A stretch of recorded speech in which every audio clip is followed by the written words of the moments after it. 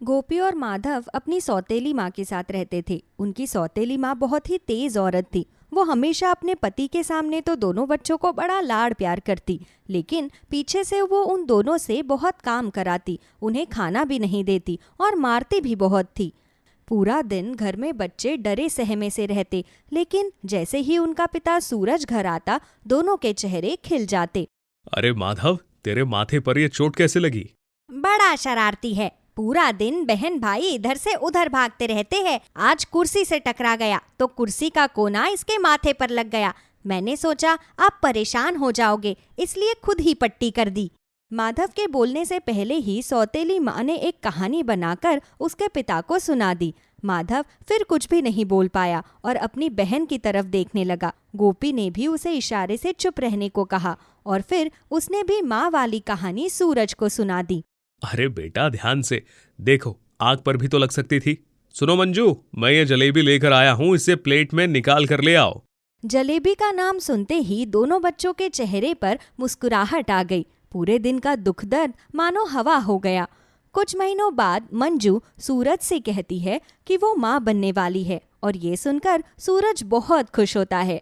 थोड़े दिनों बाद ही मंजू एक बेटे को जन्म देती है, जिसका नाम वो रोहन रखती है। पहले ही मंजू उन दोनों बच्चों का ध्यान नहीं रखती थी। रोहन के आने के बाद उसे बहाना ही मिल गया। पूरे दिन रोहन पर ध्यान रहता है, माधव और गोपी को तो भूल ही गई हो। आप भी कैसी बातें कर रहे हो? वो दोनों तो आपस में बात करते हैं, खाना लेकर भी खा लेते हैं, छोटे मोटे काम भी खुद ही कर लेते हैं। लेकिन ये तो अभी बहुत छोटा है, मेरी ज्यादा जरूरत इसको है, उनको नहीं। तुम उनके लिए नौकर रख लो। नौकरों के सहारे ही अगर बच्चे पालने होते तो फिर मैंने तुमसे शादी क्यों की? ये तुम क्या कह रहे हो? तुम चाहते हो कि मैं उनकी माँ बन जाऊं और मेरे बच्चे के साथ तुम सौतेलो जैसा व्यवहार कर रहे हो? गुस्से में सूरज बाहर चला जाता है। शाम को जब वो वापस आता है तो मंजू का एक अलग ही रूप दिखाई देता है। उसने माधव को खंबे से बांधा हुआ था और उसे डंडे से मार रही थी। गोपी अपने भाई को बचाने की कोशिश कर रही थी, जिसके लिए उसे भी डंडे पड़ रहे थे। सूरज जैसे ही बचाने के लिए आया, उसने अपना दिल पकड़ लिया और वो धड़ाम से जमीन पर गिर गया और चल बसा। कुछ दिनों बाद, मंजू तेरे साथ तो बहुत बुरा हुआ। सूरज चले गए हैं और ये दो बच्चे भी तेरे ऊपर छोड़ गए हैं। कौन दोनों बच्चे? मैं इनका ध्यान नहीं रखूंगी। मेरा अपना बेटा ही बहुत है मेरा ध्यान रखने के लिए, और उसका ध्यान रखने के लिए मैं।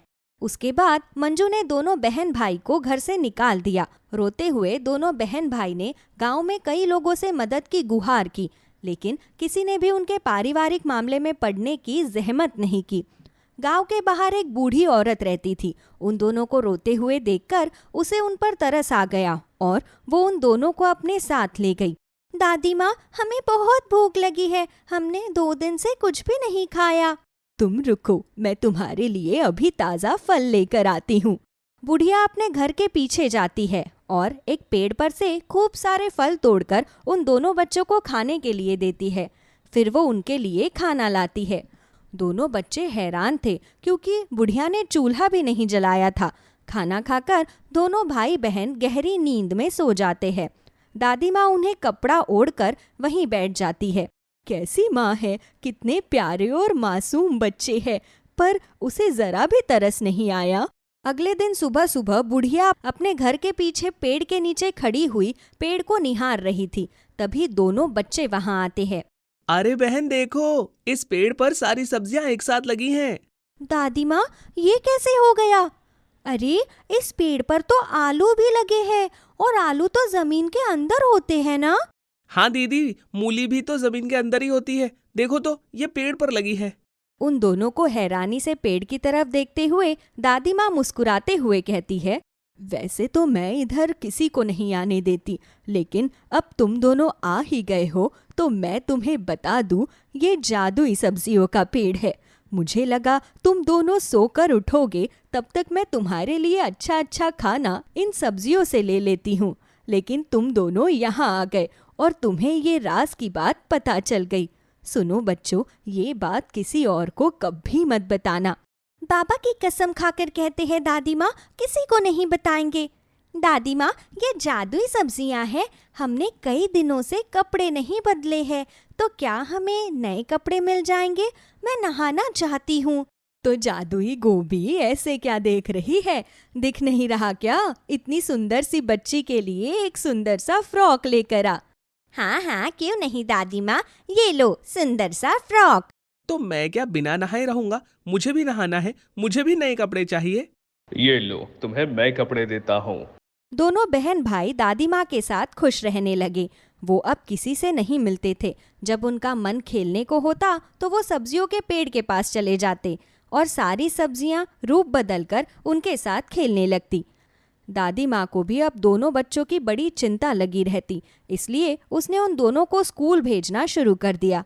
और उधर मंजू अपने बेटे के साथ बहुत खुश रहती। धीरे धीरे सभी बच्चे बड़े होने लगे। मंजू अपने बेटे को इतना लाड प्यार करने लगी कि वो बिगड़ने लगा। गोपी और माधव दादी माँ के साथ रहते और जिंदगी के थपेड़े खाते खाते सोने की तरह तप गए। वहीं मंजू का बेटा रोहन गांव में बच्चों पर अपनी बदमाशी दिखाता। कोई ना कोई आकर मंजू से शिकायत ही करता रहता। वक्त तेजी से भागता गया और फिर सारे बच्चे बड़े हो गए। रोहन, ये मैं क्या सुन रही हूँ? तूने ये घर बेच दिया? और नहीं तो क्या माँ, हम दो ही तो जने हैं। हम तो छोटे से घर में भी रह सकते हैं। ये देखो कितना सारा पैसा मिला है मुझे इस घर को बेचकर। अब हम आराम से इन पैसों को खर्च करेंगे। हे भगवान, कैसी औलाद दी है तूने मुझे! सब कुछ बर्बाद करके रख दिया। पहले काम धंधा बंद हुआ और अब ये घर भी बेच दिया। कितने दिन चलेगा ये पैसा? अरे माँ, तू चिंता क्यों करती है? जितने दिन चलेगा चलेगा, वरना मैं तुझे वृद्धाश्रम भेज दूंगा। तुम अपने बुढ़ापे की चिंता बिल्कुल मत करो। क्या कहा तूने? तू मुझे वृंदावन भेज देगा? शर्म नहीं आती तुझे? पाल पोस कर मैंने तुझे इसलिए बड़ा किया है। और उधर दादी माँ अंतिम सांस ले रही थी। सुनो गोपी, माधव, मेरा इस दुनिया में तुम दोनों के सिवा कोई नहीं है। बेटा, वो जादुई पेड़ के बारे में किसी को मत बताना। तुम दोनों सदा उनसे जुड़े रहना। वे बड़े काम की सब्जियां हैं। तुम्हारी जिंदगी में कभी कोई परेशानी नहीं आने देंगे। दादी माँ, हमें सब्जियां नहीं, तुम चाहिए।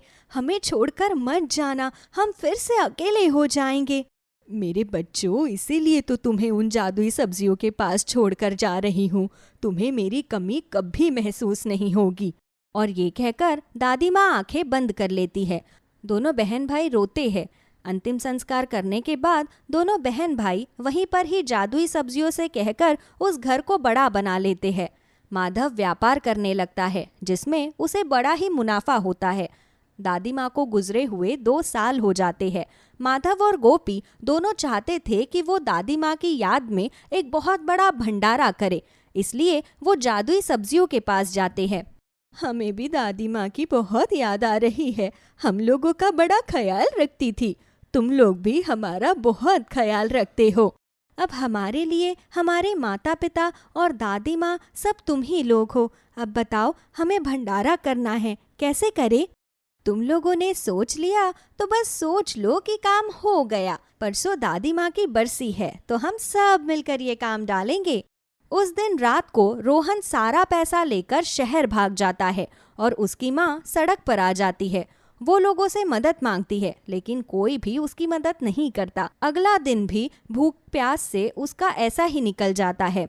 फिर उसे खबर मिलती है कि गांव के बाहर भंडारा हो रहा है।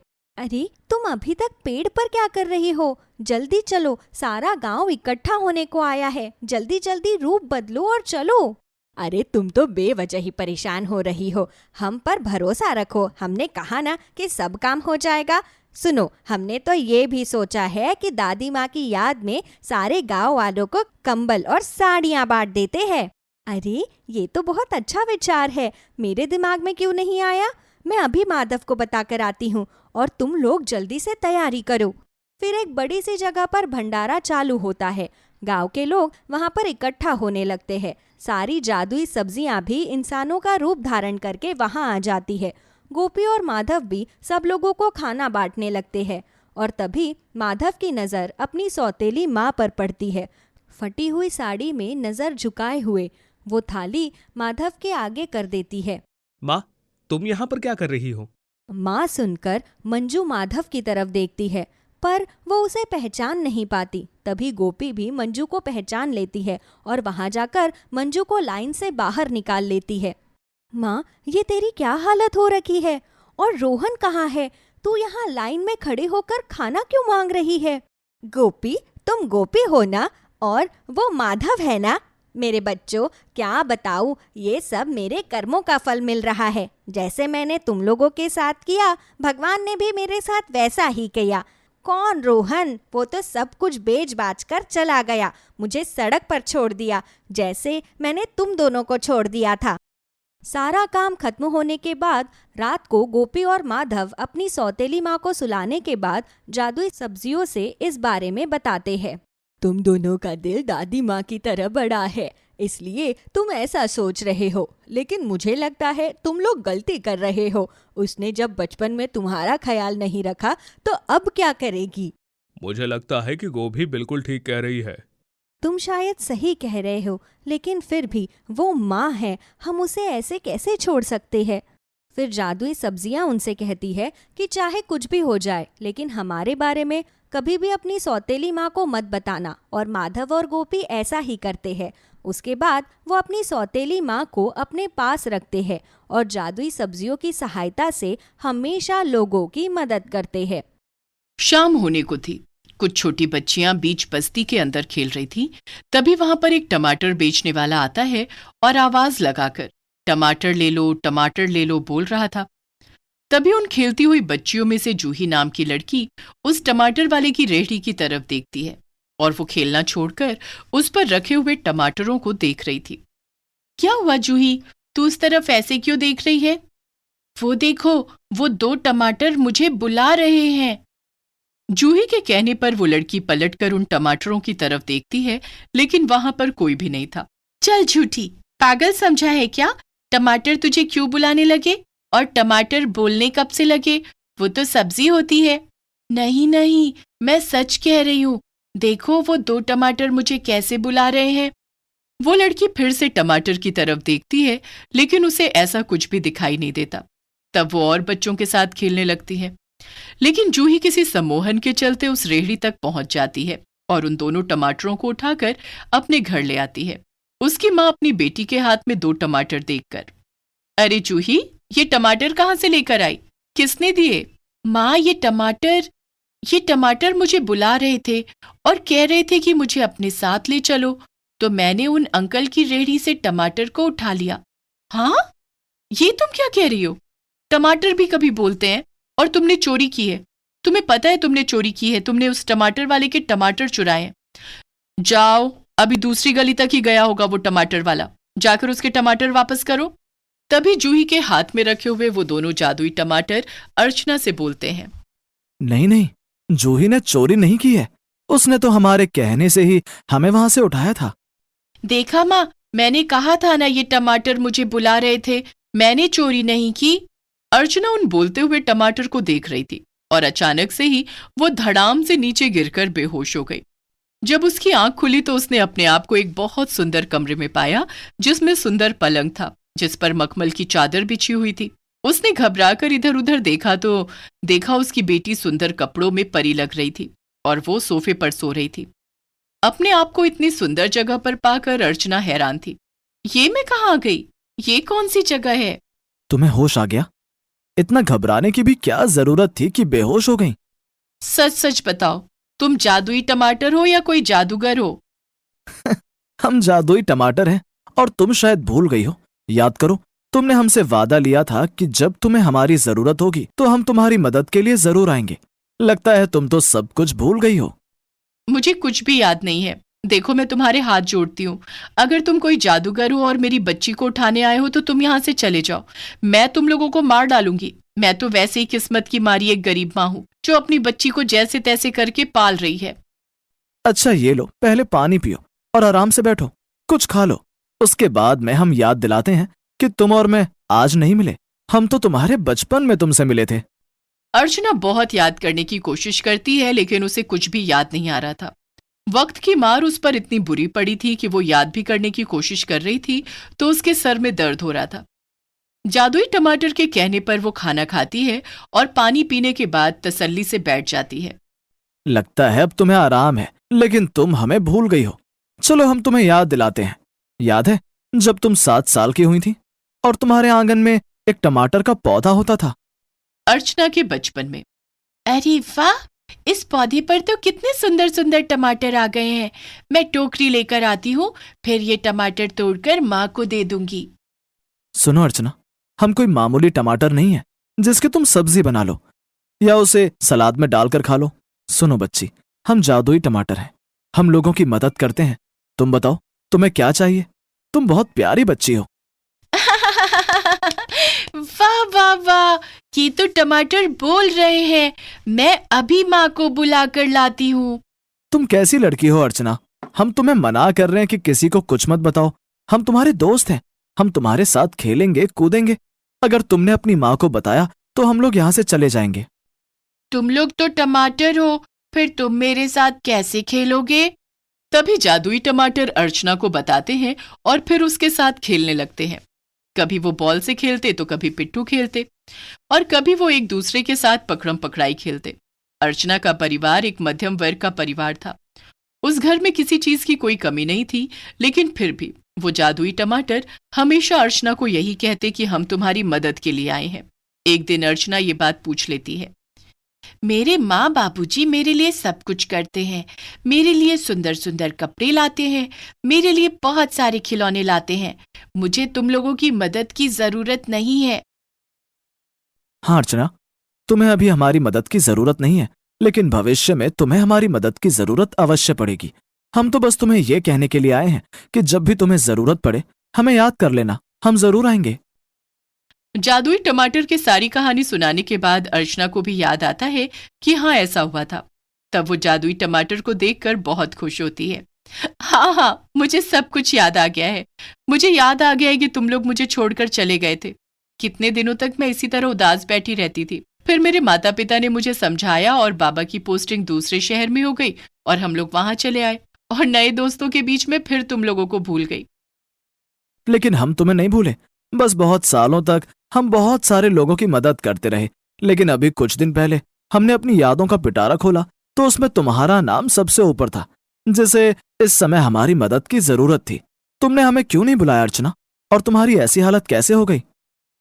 मेरी जिंदगी में सब कुछ अच्छा चल रहा था, लेकिन जब मैंने 12वीं क्लास पास की तब मेरे बाबा मुझे और माँ को अकेला छोड़कर स्वर्ग सिधार गए। कुछ साल बाद माँ ने अच्छा घर देखकर मेरी शादी कर दी, लेकिन होनी को कौन टाल सकता था। शादी के 1 साल बाद ही मेरे पति गुजर गए और मेरी माँ भी स्वर्ग सिधार गई। तब उनके भैया भाभी ने मेरे पति का घर और मेरी माँ की सारी संपत्ति को हड़प लिया। मुझे और मेरी बेटी को घर से बेदखल कर दिया और हम लोग यहाँ रहने के लिए आ गए। शुरू में मैंने बहुत जगह नौकरी ढूंढने की कोशिश की। छोटी बच्ची के साथ कोई भी मुझे नौकरी नहीं दे रहा था। तब मैंने लोगों के घरों में काम करना ही सही समझा, ताकि मैं अपनी बच्ची को अपने साथ रख सकूं। और अब मैं कहीं नौकरी ढूंढने जाती हूँ तो मिलती नहीं है। ओह, तुम्हारे साथ तो बहुत बुरा हुआ, लेकिन तुम्हें घबराने की अब बिल्कुल भी जरूरत नहीं है। हम लोग हैं ना तुम्हारे पास। वो सब तो ठीक है, लेकिन मुझे ये बताओ कि तुमने जूही को कैसे पहचाना कि वो मेरी बेटी है?